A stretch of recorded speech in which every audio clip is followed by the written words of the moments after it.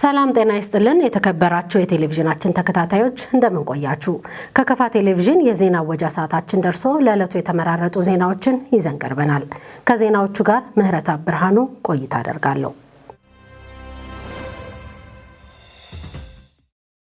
በ2017 የትምህርት ዘመን ከከፋ ዞን 5631 ተማሪዎች የሀገር አቀፍ ፈተና እንደሚወስዱ የዞኑ ትምህርት መምሪያ ገለጸም።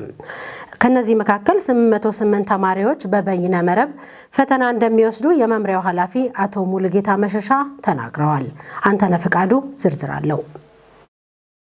የ2017 የ12ኞች ሀገር አቀፍ ፈተና ከሰኔ 23 2017 ዓ.ም ጀምሮ እንደሚሰጥ ይታወቃል። በዚህ መሰረት ለፈተናው አስፈላጊ ቅድመ ዝግጅት መጠናቀቁን የከፋ ዞን ትምህርት መምሪያ ኃላፊ ተናግረዋል። በ2017 በርካታ የትምህርት ስራዎችን እያከናወንን እንገኛለን።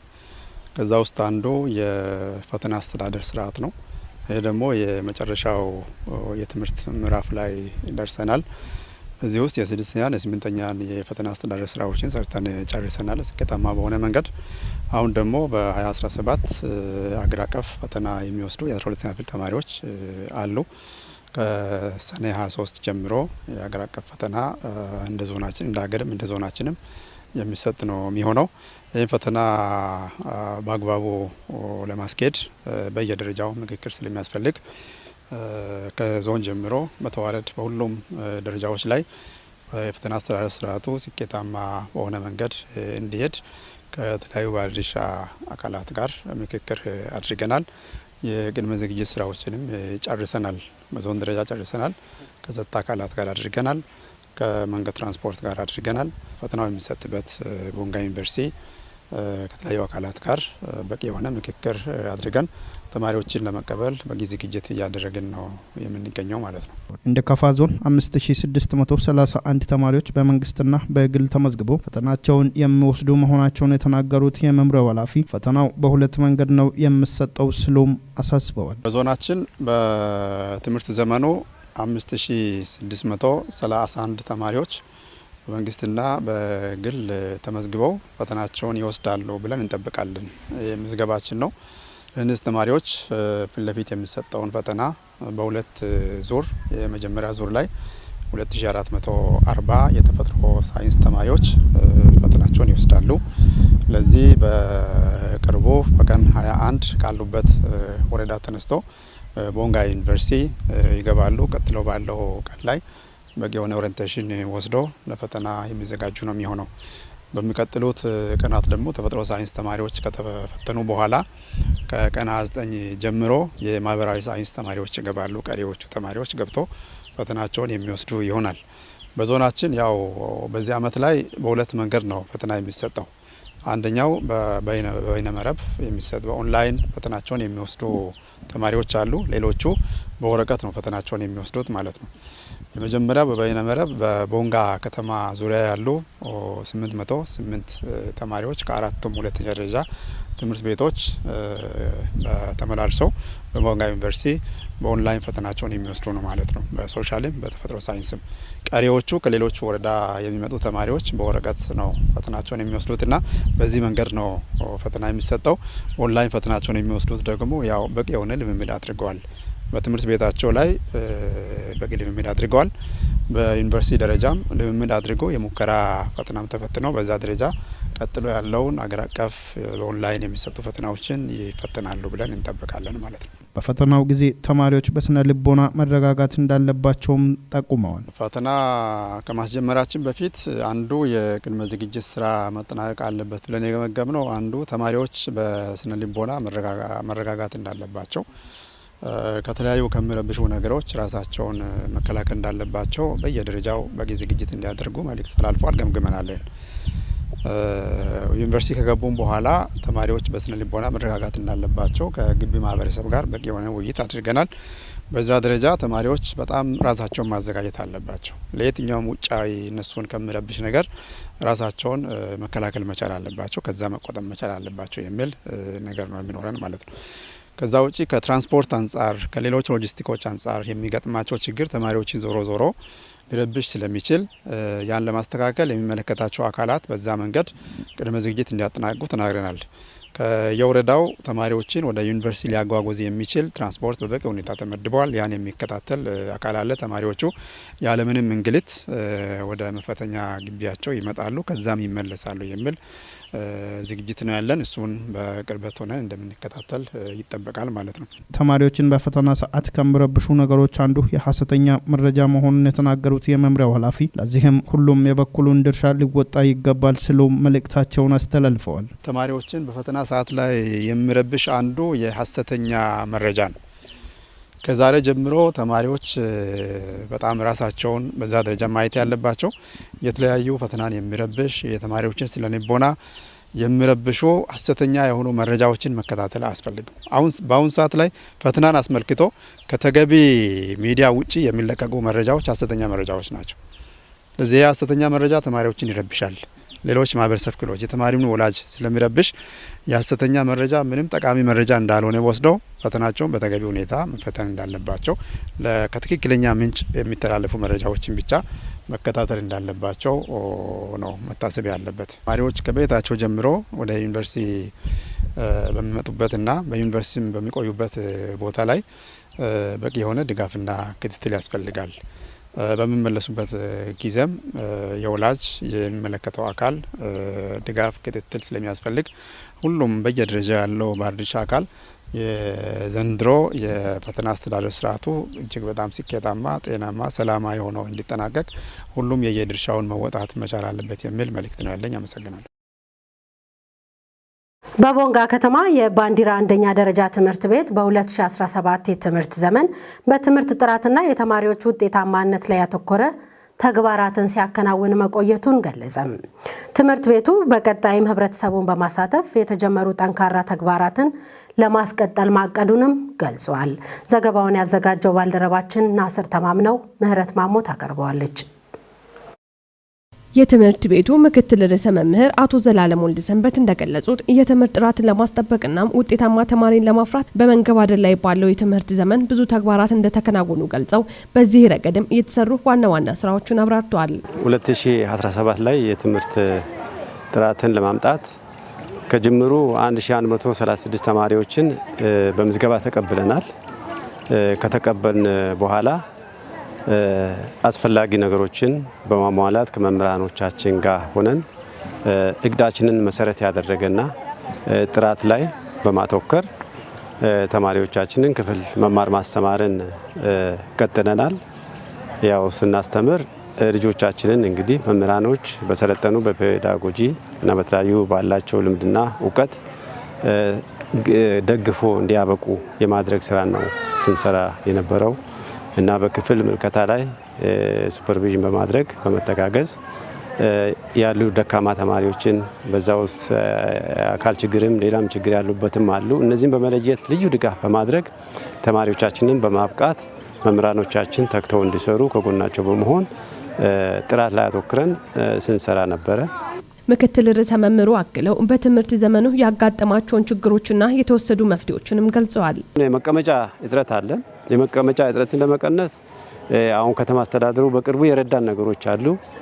ወንበር ሰጥቶናል። ወደ 34 ወንበር ሰርተን በላከው በጀት የለወጥናቸው ነገሮች አሉ። አሁንም ያነሱ ነገሮች አሉ። እነዚህን የውስጥ ገቢ በማዳበር ሌሎችንም ባለሀብቶችንም በመጠየቅ እነዚህ መቀመጫዎችን በማሟላት መምህራኖችን በተሻለ ቦታ ላይ በሚመጥናቸው ቦታ ላይ በመመደብ ተማሪዎቻችንን ግንዛቤያቸውን በማስጨበጥ እና ትምህርታቸውን በአግባቡ መተው እንዲከታተሉ ምቹ ሁኔታ ባለን አቅም ፈጥረን በክፍል ቆይታቸው እንዲማሩ እንዲያውቁ በማድረግ የትምህርት ጥራት የተሻለ ውጤት እንዲያስመዘግቡ በዚህ ዓመት ያጋጠሟቸውን ችግሮችን ከባለድርሻ አካላት ጋር በመሆን በ2018 የትምህርት ዘመን ለመፍታት ጥረት እያደረግን ነው ያሉት አቶ ዘላለም ቀጣይ የትኩረት አቅጣጫዎችን አስረድተዋል።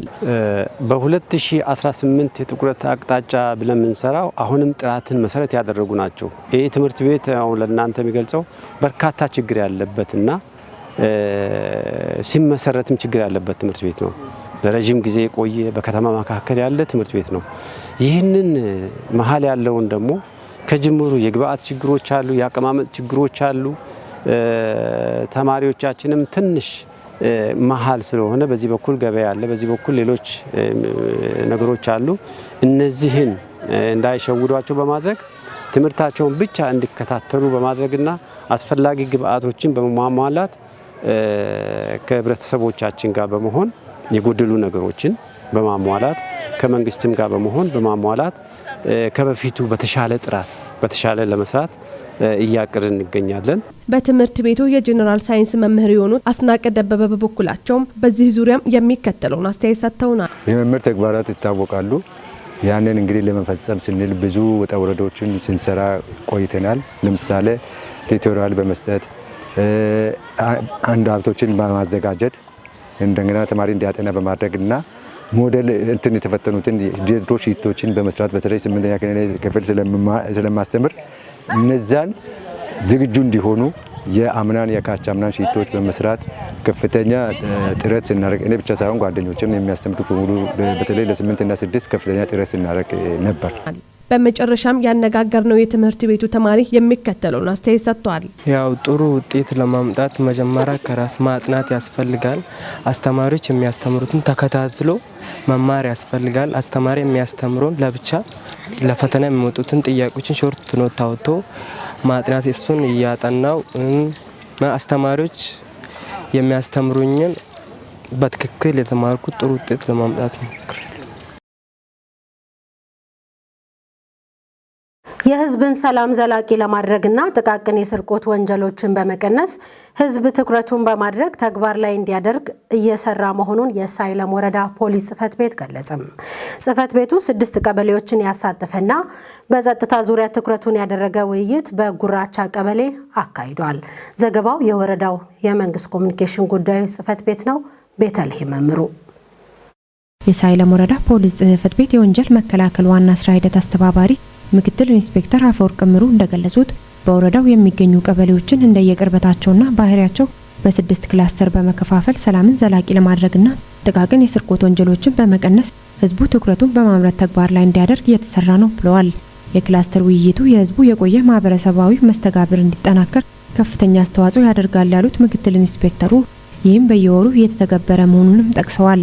የህዝብ ለህዝብ ግንኙነት እንዲዳብርና የጋራ ትስስር እንዲጠናከር በማድረግ የሃይማኖት አባቶችና የሀገር ሽማግሌዎች እንዲሁም ሌሎች ባለድርሻ አካላት ሚና ከፍተኛ በመሆኑ ኃላፊነታቸውን በተገቢው እንዲወጡ ምክትል ኢንስፔክተሩ ጠይቀዋል። ውይይቱ በየአካባቢው ምቹ የሰላም ሁኔታ ለመፍጠርና በህዝቦች መካከል ጠንካራ የአብሮነትና የአንድነት እሴቶችን ለመገንባት ያለመ በመሆኑ በተሰሩ ስራዎች የቅብብሎች ስርቆትን ጨምሮ በርካታ የማህበረሰቡን ሰላም የሚነሱ የወንጀል ድርጊቶች መቀነሳቸውን ምክትል ኢንስፔክተሩ አብራርተዋል። የቀጠናው ድጋፍ ሰጪ ፖሊስ ዋና ሳጅን አቡ ያዴሎ በበኩላቸው ህብረተሰቡ ያለምንም የጸጥታ ስጋት ማህበራዊና ኢኮኖሚያዊ ጉዳዮችን ማከናወን እንዲችል በየአካባቢው አልፎ አልፎ እየታየ ያለውን የስርቆትና ተያያዥ ወንጀሎች በጋራ ማስቆም ይገባል ብለዋል። ዋና ሳጅኑ አክለው የወንጀል አስከፊነትን በመገንዘብ በየማህበራዊ መሰረቱ ከጸጥታ ተቋማት ጎን መሆን እንዳለበትም አሳስበዋል። የጉራቻ ቀበሌ ማህበረሰብ ለሰላም ቅድሚያ በመስጠትና ለመረጃ ተደራሽነት በየቀጠናው የእጅ ስልክ ገዝቶ በማኖር በህዝብና በጸጥታ ተቋማት መካከል የሚኖረው መልካም ግንኙነት ተጠናክሮ እንዲቀጥል የጀመሩት በጎ ተግባር ለሌሎች ቀበሌዎች ትልቅ ማሳያ መሆኑን ዋና ሳጅን አቡዬ አስገንዝበዋል።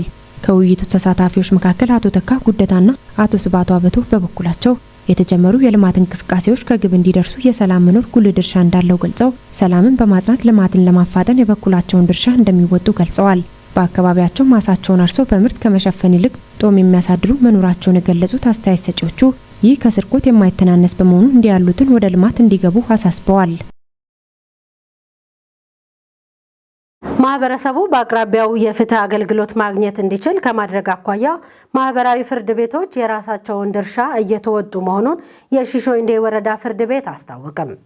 በወረዳው የማህበራዊ ፍርድ ቤቶች የበጀት ዓመቱ የስራ አፈጻጸም ግምገማ ተካሂዷል። ከወረዳው የመንግስት ኮሚኒኬሽን ለተገኘ ዘገባ ሀብታሙ ወልደስላሴ።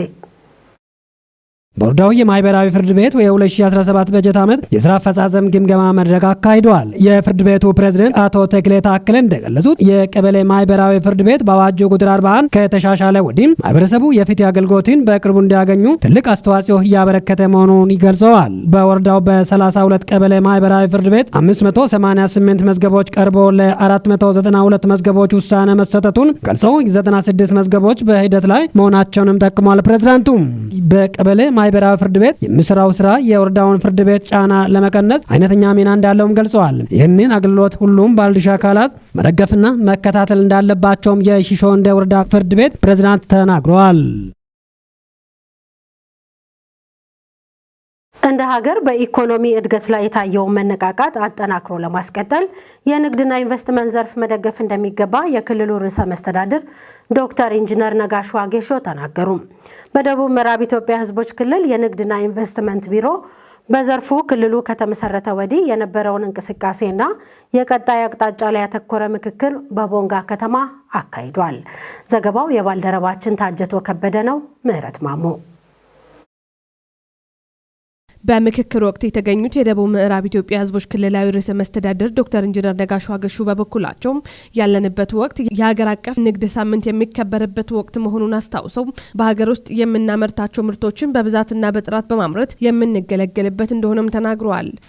ከዚሁ ከሀገራዊ የንግድ ሳምንት ጋር አያይዘን በተለይ በሀገር ውስጥ የምናመርታቸውን ምርቶች የምንገለገልበት የምንጠቀምበት በዚህም አምራቹን ከሸማቹ ጋር የምናስተሳስርበት ከዚህም አልፎ በሀገር ውስጥ የምናመርታቸውን ምርት በአይነትም በብዛትም በጥራትም ከፍ በማድረግ ገበያ ላይ ተወዳዳሪ እንዲሆኑ ማድረግ ማስቻል ትኩረታችን ሊሆን ይገባል።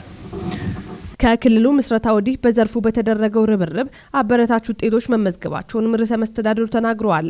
በዚህ ደረጃ በክልላችን በተለይ የንግድ እንቅስቃሴ ውስጥ በአብዛኛው ትኩረታችን ምንም እንኳን ከግብርና ምርቶች ጋር የተያያዘ ቢሆንም አሁን የኢንዱስትሪ ውጤቶችም የማኑፋክቸሪንግ ዘርፍ በጥቃቅንና አነስተኛ ኢንተርፕራይዞች አማካኝነት እየተመረቱ የሚገቡ ገበያውን እያረጋጉ የሚገኙ ምርቶች እያደጉ መጥተዋል።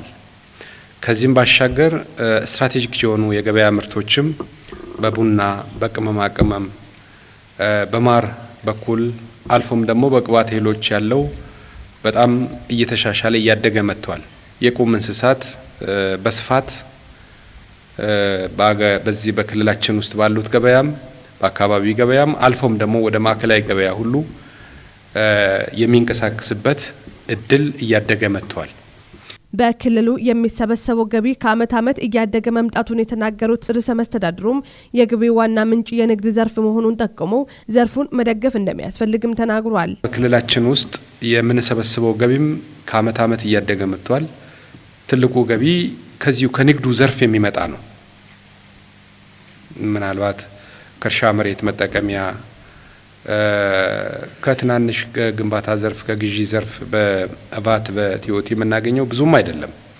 ትልቁ ገቢያችን ምንጩ በንግድ ሂደት የሚገኘው የንግድ ትርፍ ነው። በንግድ ሂደት የሚገኘው የቫት የቲኦቲ የተለያዩ የአገልግሎት ክፍያዎች ናቸው። ይሄ የገቢያችን ዋና ምንጭ የሆነውን ተቋም በየደረጃው ያለን ከክልል እስከ ታች ወረዳ ድረስ ከተማ ድረስ ያለው የመንግስት መዋቅር የመንግስት የፖለቲካ አመራር ቀረብ ብሎ የሚያጋጥሙ ማነቆችን እየፈቱ ከንግዱ ማህበረሰብ በኩልም የሚነሱ አንዳንድ ጥያቄዎችን ምላሽ እየሰጡ የሚሄዱ ከሆነ የተሻለ ጥቅም ከዘርፉ ማግኘት ይቻላል። ህገወጥ ንግድና ኮንትሮባንድ ለዘርፉ ውጤታማነት ማነቆ መሆኑን የጠቆሙት ርዕሰ መስተዳድሩም ከሚመለከታቸው አካላት ጋር የሚደረገው የክትትልና የቁጥጥር ተግባር ተጠናክሮ ሊቀጥል እንደሚገባም ጥሪ አቅርበዋል። ኮንትሮባንድና ህገወጥ ንግድ ጋር ተያይዞ የሚያጋጥሙ በርካታ ጉዳዮች አሉ። ይሄ በፍጆታ ምርቶች አካባቢ ይስተዋላል። አሁን ከቅርብ ጊዜ ወዲህ በተለይ ከነዳጅ ምርት ጋር በጣም ከፍተኛ የሆነ ጫና እየመጣ ነው ያለው። በሌሎች ማዕድን ምርቶች አካባቢም እንደዚሁ ይሄ ህገወጥ ንግድና ዝውውር ቀላል የሚባል አይደለም። እነዚህን የምንቆጣጠርበትን ስልት አጠቃላይ የንግዱ ሂደት ከሚፈጥረው ፍጥነት ጋር አብረን መሄድ የሚያስችል ስራ መስራት አለብን። ያን ስራ ካልሰራን ዞሮ ጫናው ምናልባት በገንዘብ የምንተምነው በገቢ የምንተምነው እንደተጠበቀ ሆኖ ግን ማህበራዊ ጫናው ፖለቲካዊ ጫናው ከምንም በላይ ነው አሁን እያጋጠመን ያለን። ስለዚህ በአንድ በኩል ይሄ ችግር አጠቃላይ ዓለማዊው የንግድ ስርዓት መዛባት የሚያመጣው እንደተጠበቀ ሆኖ በሀገር ውስጥም ደግሞ ይሄንን ምቹ አጋጣሚ ተጠቅሞ የራሳቸውን ፍላጎት ማሟላት የሚፈልጉ የንግድ ባለድርሻ አካላት የሚፈጥሩት ጫና ቀላል የሚባል አይደለም። ከንግድ ባለድርሻ አካላት ባሻገርም በእኛው በራሳችን መዋቅር ውስጥም አልፎ የሚስተዋሉ ችግሮች አሉ። የንግድ ዘርፍ የኢንቨስትመንት ዘርፍ ላይ በክልል ደረጃ፣ በወረዳ ደረጃ፣ በዞን ደረጃ፣ በከተማ ደረጃ ያሉት ይሄንን ተቋም ይመራሉ ብለን ያስቀመጥናቸው አመራሮች፣ ይሄን ተቋም ይመራሉ ብለን ያስቀመጥናቸው ባለሙያዎች ይሄን የቁጥጥርና ክትትል ስራ የህግ ማስከበር ስራ ይሰራሉ ብለን ያስቀመጥናቸው የፖሊስ የጸጥታ የፍትህ አካላት አካባቢም ጭምር የሚገናኙ ብልሽቶች አሉ መታረም ያለባቸው። እነዚህን ፈጥነን በማረም የተረጋጋ ገበያ መፍጠር ካልቻልን አሁን ባለው የኑሮ ውድነት ጫና ላይ ሌላ ጫና እየፈጠረ ትልቅ ተግዳሮት ሊሆንብን ስለሚችል እነዚህን በደንብ መነጋገር መመካከር ያስፈልጋል። የፋይናንስ ስርዓቱን በማዘመንና ቀልጣፋ በማድረግ የክልሉን ልማት ለማፋጠን እየሰራ መሆኑን የደቡብ ምዕራብ ኢትዮጵያ ሕዝቦች ክልል ፋይናንስ ቢሮ አስታወቀም። ቢሮው የ2017 በጀት ዓመት አፈጻጸምና የቀጣይ ዓመት እቅዱን ከባለድርሻ አካላት ጋር በቦንጋ ከተማ እየገመገመ ይገኛል። ፍጹም ተሾመ በመድረኩ የመክፈቻ ንግግር ያደረጉት የቢሮ ኃላፊ ወይዘሮ ወሰነች ቶማስ ውስን የሆነውን ሀብት በቁጠባ በመጠቀም ውጤታማ መሆን እንዲችልና የበጀት አመዳደብና አሰራር ስርዓት ከልማት እቅድ ጋር እንዲጣጣም በማድረግ ውጤታማ ተግባር መፈጸሙን ገልጸዋል። የውስጥ ኦዲት ቁጥጥር በማጠናከር ለባለሙያዎች አቅም ግንባታ ስልጠናዎችን በመስጠት በበጀት ዓመቱ በክልሉ ዋና ኦዲት መስሪያ ቤት የተገኙ ግኝቶችን በማስተካከል የመንግስትን ሀብት መታደግ የተቻለ መምጣቱንም ኃላፊው አክለዋል። በዚህም አሰራሩ ግልጽ ሆኖ ለሰብአዊ አገልግሎቶች ቅድሚያ እንዲሰጥም የተደረገ መሆኑን አብራርተዋል። በክልሉ የሚንቀሳቀሱ ሲቪል ማህበረሰብ ድርጅቶች መንግስት ባደረገው የአዋጅ ማሻሻያ ተከትለው እንዲሰሩ ድጋፍ ማድረግ ነው። የተሻለ ስራ አፈጻጸም እንዲኖራቸው በማድረግ የተዋዋሉበት ሀብት ለታለመለት ዓላማ ብቻ እንዲውል በትኩረት እየተሰራ እንደሚገኝ ወይዘሮ ወሰነች ገልጸዋል። በክልሉ የሚስተዋሉ የመንግስት ፋይናንስ ጉድለቶችን በማረም በቅድ ቢሮው ኃላፊነቱን እየተወጣ ቆይቷል ብለዋል። የወጪ አስተዳደር ቁጥጥርና ማሻሻያ ፕሮግራሞችን በመቅረጽ የመንግስት ፋይናንስ አስተዳደርን ግልጽ፣ ውጤታማና ተጠያቂ ለማድረግ እየተሰራ መሆኑን ገልጸዋል። በበጀት ዓመቱ የጥሬ ገንዘብ እጥረት እንዳይከሰት የውስጥ ገቢ አቅምን ከድጎማ በጀት ጋር በማቀናጀት የተሻለ አፈጻጸም እየተመዘገበ ስለመምጣቱ እንዲሁም በመድረኩ የ2017 ዓ.ም አፈጻጸም በቢሮ የልማት እቅድ ዳይሬክተር አቶ ትዝታው ታምሩ የቀረበ ሲሆን በሪፖርቱም ከተመላከቱ ነጥቦች መካከልም በተደረገው የኦዲት ጉድለት ከተገኘው 96.9 ሚሊዮን ብር 23.7 ሚሊዮን ተመልሶም ወደ 73.2 ሚሊዮን ያልተመለሰ ስለመሆኑ ተገልጿል። በክዋኔ ኦዲትም በተከናወነው የአፈር ማዳበሪያ ዕዳ በስድስቱም ዞኖች 175 ሚሊዮን 632548 ብር ቀሪ ዕዳ ስለመኖሩ እንዲሁ ተገልጿል። በመድረኩ የከፋና ዳውሮ ዞኖች የስራ ሪፖርትም ቀርቦ ተገምግሟል። በአጠቃላይ በቀረቡ ሪፖርቶች ላይ ተሳታፊዎች ሀሳብና አስተያየት የሰጡ ሲሆን መድረኩ ለተከታታይ 2 ቀናት የሚቆይ እንደሆነም ከወጣው መርሃ ግብር መረዳት ተችሏል። በመድረኩ የክልሉ ጠቅላይ ፍርድ ቤት ፕሬዝዳንት አቶ ቆጭት ገብረ ማርያምን ጨምሮ የቢሮ ኃላፊዎች፣ የሁሉም ዞኖች ፋይናንስ ኃላፊዎች፣ የየወረዳና የከተማ አስተዳደር ፋይናንስ ጽሕፈት ቤት ኃላፊዎችና ሌሎች የሚመለከታቸው አካላት የተሳተፉበት ይገኛል። ክቡራንና ክቡራት የከፋ ቴሌቪዥን ተከታታዮች ለዕለቱ የተዘጋጁ ዜናዎች የእስካሁኖቹ ነበሩ። ከዜናዎቹ ጋር ምህረት ብርሃኑ ቆይታ አደረግኩ። ቀሪ የጣቢያችን ዝግጅቶች ይቀጥላሉ። በእኔ በኩል ሰላም።